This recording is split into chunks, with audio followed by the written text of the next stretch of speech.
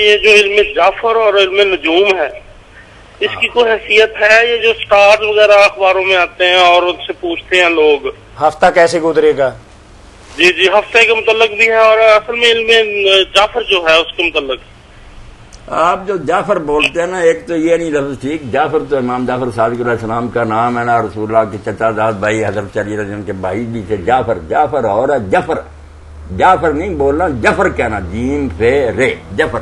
تو علم جعفر کے بارے میں لوگ بات کرتے ہیں، علم نجوم بھی ہے، تو ان سب کے بارے میں سن لیں کہ ایسے سارے علوم جن کا تعلق غیب کی باتیں بتانے سے ہے۔ کوئی پیچھے کی خبریں دے کہ میں چور کا پتہ دیتا ہوں، کس نے چوری کی ہے، یہ ہے وہ، یہ عراف کہلاتے تھے عرب میں۔ اللہ کے رسول نے فرمایا جو عراف کے پاس جائے نا پتہ کرنے کے لیے کہ میرا نقصان کس نے کیا اور اس کی بات کو سچا جانے، توبہ توبہ، اس سے بڑھ کر آپ نے کیا کہنا تھا، فقد کفر بما انزل علی محمد، جو محمد پر قرآن اترا اس کا وہ منکر ہوگا، کافر ہے، بے دین ہے، اور 40 دن تک اس کی کوئی نماز قبول نہیں ہوگی۔ وہ کیا پوچھتا پھرتا ان عرافوں کے پاس ہوتا۔ آپ ایک بات کامن سینس کی سارے سوچیں کہ دنیا میں کافر حکومتیں بھی رہی ہیں، مسلمان حکومت، کیوں نہیں پولیس کو ختم کر دیتے؟ کہ تھانوں کی کیا ضرورت، تفتیشوں کی کیا ضرورت؟ 10 کروڑ اس کو ایک کو ہی دے دیں، بس پوری تنخواہ لے، بتا دیا کر کس نے چوری کی ہے، اور یہ نہیں بتانا کس نے کی، اب بھی بتا کہ وہ مال کہاں پڑا ہوا۔